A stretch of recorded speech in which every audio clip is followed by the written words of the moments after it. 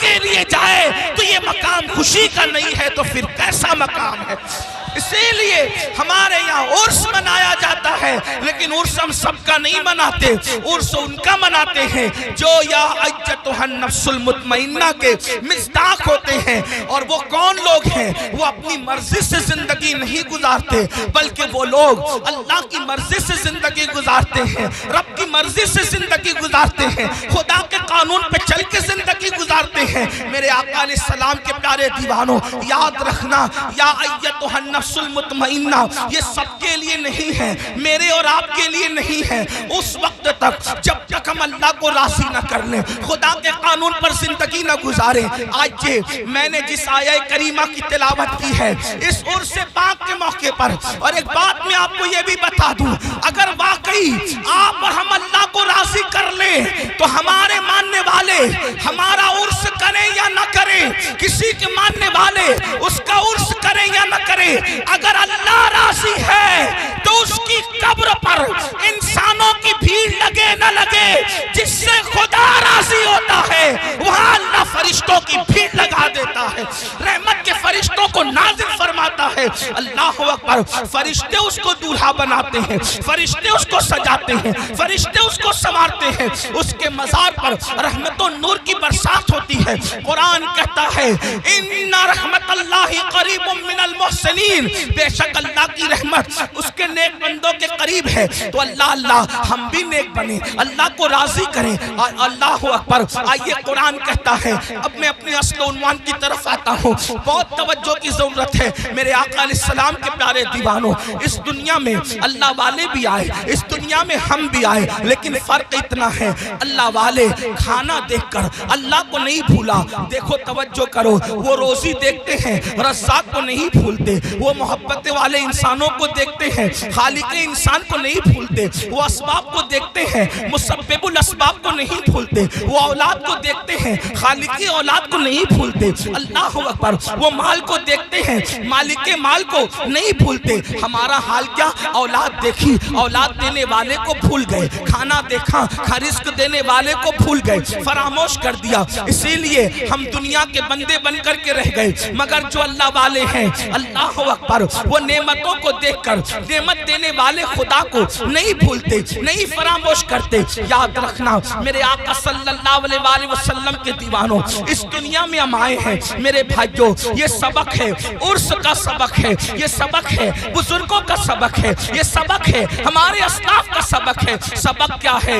اس دنیا میں آئے ہو، اس دنیا میں دھینگا مستی کرنے نہیں آئے، اس دنیا میں جوا کھیلنے نہیں آئے، اس دنیا میں نشہ کرنے نہیں آئے، اس دنیا میں شراب پینے نہیں آئے، اس دنیا میں عورتوں سے دل لگی کرنے نہیں آئے، اس دنیا میں جرائم اور پاپ کرنے نہیں آئے، اس دنیا میں رشوت لینے نہیں آئے، اس دنیا میں چوری ڈکیتی کرنے نہیں آئے۔ اس دنیا میں کیوں آئے ہو؟ اللہ اکبر، دنیا میں آنے کا مقصد یہ ہے اس دنیا میں رہ کر اس دنیا کی تیاری کرو۔ کون سی دنیا؟ جس کے بارے میں قرآن کہتا ہے وَالْآخِرَةُ خَيْرٌ وَأَبْقَىٰ، کہ یہ دنیا سے آخرت بہتر ہے۔ اس بہتر دنیا کی تیاری کرو جس کو آخرت کہتے ہیں، اس بہتر کی تیاری کرو جو کبھی ختم ہونے والی نہیں ہے۔ اللہ پاک نے دو ذمہ داریاں ہر مومن کو عطا کی ہے، دو ذمہ داری ہر مومن کو عطا کی ہے۔ اب اپنی دو ذمہ داری کو سنیں اور بات مکمل کی جائے۔ قرآن دو ذمہ داری کا بیان کرتا ہے۔ اللہ پاک ارشاد فرماتا ہے یا ایھا الذین آمنوا قوا انفسکم واہلیکم نارا، اے ایمان والو اپنے آپ کو اور اپنی اولاد کو جہنم کی اس آگ سے بچاؤ جس کا ایندھن انسان اور پتھر ہے۔ اللہ اکبر، اللہ قرآن کیا کہہ رہا ہے؟ اب میرے بھائیوں کی اور بہنوں کی توجہ چاہتا ہوں۔ قرآن کہتا ہے اے ایمان والو اپنے آپ کو اور اپنی اولاد کو جہنم کی آگ سے بچا لو۔ یہ جہنم کی آگ کیا ہے؟ تو قرآن کہتا ہے وقودها الناس والحجارہ، جس کا ایندھن انسان اور پتھر ہے، یعنی وہ لکڑیوں سے نہیں سلگائی گئی، یعنی وہ کوئلوں سے نہیں سلگائی گئی، بلکہ اللہ جہنم کی آگ پتھر سے اور انسانوں سے سلگائی جائے گی۔ اللہ کے حبیب غیب نبی صلی اللہ علیہ وآلہ وسلم کا فرمان سنو، جہنم کیا ہے، جہنم کی آگ کیا ہے، جہنم کے دہکتے ہوئے شعلے کیا ہے۔ اللہ اکبر، ایک دن میں 3 مرتبہ پیٹ بھر کے کھانے والوں اور اللہ کی نافرمانی کرنے والوں، اپنی راتوں کو بے فکری کے ساتھ گزارنے والوں، اللہ کی نافرمانی کرنے والوں، نرم نرم گدوں پہ لیٹ کر کے قبر کی رات کو بھول جانے والوں، قبر کی رات کو فراموش کر دینے والوں، کبھی سود کا دھندا کر کے، کبھی بیاج کا دھندا کر کے، کبھی اپنے پیٹ کے اندر یتیموں کا مال جہنم کی آگ کی شکل میں بھرنے والوں، ذرا توجہ کرو، یہ جہنم کیا ہے جس کا ذکر اللہ کے حبیب غیب دا نبی مصطفیٰ کریم رؤوف الرحیم صلی اللہ علیہ وآلہ وسلم نے فرمایا۔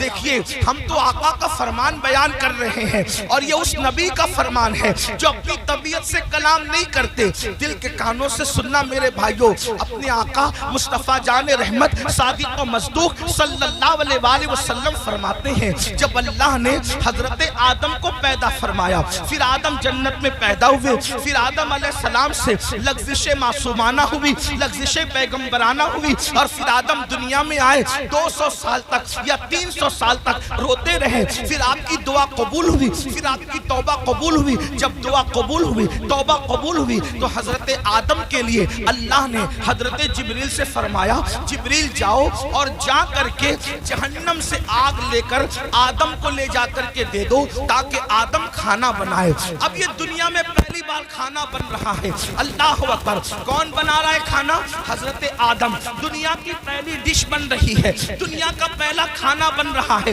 اور کون بنا رہا ہے؟ آدم علیہ السلام۔ اس کے لیے آگ، ابھی تک دنیا میں آگ نہیں تھی، دنیا میں آگ کا عطا پتہ نہیں تھا، بلکہ اب آگ کی ضرورت پڑی حضرت انسان کو۔ یہاں پر جو ہسٹری کے طالب علم ہیں اور تاریخ کے طالب علم ہیں ان کی توجہ چاہتا ہوں۔ اللہ اللہ، لوگ یہ کہتے ہیں انسان پہلے بندر تھا اور بندر سے ترقی کرتے کرتے وہ انسان بنا۔ یہ کون لوگ کہتے ہیں؟ وہ لوگ کہتے ہیں جو انسانیت کے ٹھیکیدار بنے ہوئے ہیں۔ کیا کہتے ہیں؟ انسان پہلے بندر تھا اور وہ ترقی کرتے کرتے انسان بنا۔ انسان پہلے ننگا گھومتا تھا، پھر ننگے سے پتے باندھنے لگا، پھر یہ کرنے لگا، پھر وہ کرنے لگا، پہلے جھک کے چلتا تھا بندر کی طرح، پھر یہ ہو گیا، پھر وہ ہو گیا۔ انسانیت کے لیے اس سے بڑی گالی کچھ نہیں ہو سکتی۔ اوروں کے نزدیک نظریہ یہ ہے کہ انسان پہلے بندر تھا، ترقی کرتے کرتے انسان بنا، لیکن ہمارے نزدیک تصور انسان یہ ہے کہ سب سے پہلے اللہ نے جس انسان کو پیدا کیا وہ اتنا خوبصورت تھا کہ اس کے حسن کو دیکھ کر فرشتوں نے اس کے آگے سجدہ کیا ہے۔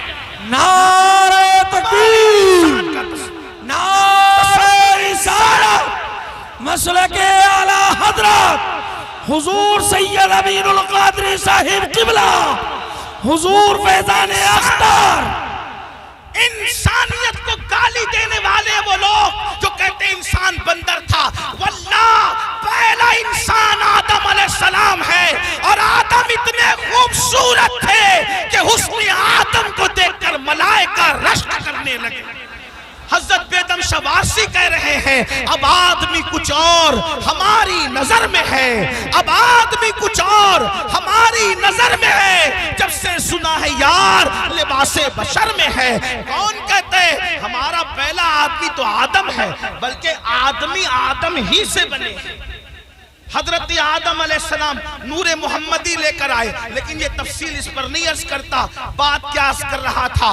پہلا کھانا بن رہا ہے۔ اللہ نے جبریل علیہ السلام کو حکم دیا جاؤ، دنیا میں آگ نہیں ہے، آگ لا۔ پہلی بار دنیا میں آگ آئی، حضرت جبریل گئے، حضرت مالک سے کہا۔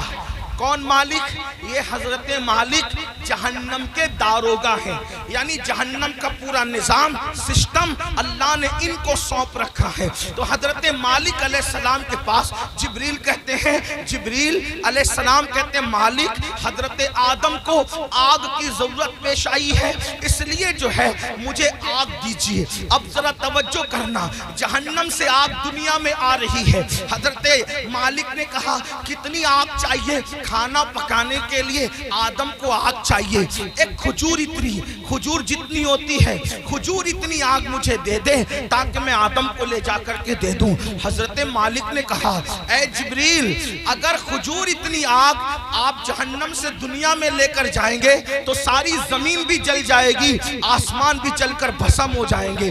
نہ زمین برداشت کر سکتی ہے، نہ آسمان برداشت کر سکتا ہے۔ کھجور اتنی آگ دنیا میں گئی تو پوری زمین اور آسمان جل کر کے راکھ ہو جائیں گے۔ پھر اس کے بعد حضرت جبریل نے کہا اے مالک، آدھی کھجور جتنی مجھے جہنم کی آگ دے دیجئے تاکہ میں ان کو لے جا کر کے دے دوں۔ تو حضرت سیدنا جبریل امین نے جب کہا آدھی کھجور اتنی جو ہے وہ جہنم کی آگ دے دو، تو تب حضرت مالک نے کہا اگر میں نے آدھی کھجور اتنی آگ دے دی تو بھی یہ حال ہوگا کہ دنیا میں آسمان سے کبھی بارش نہیں ہوگی، کبھی پانی نہیں برس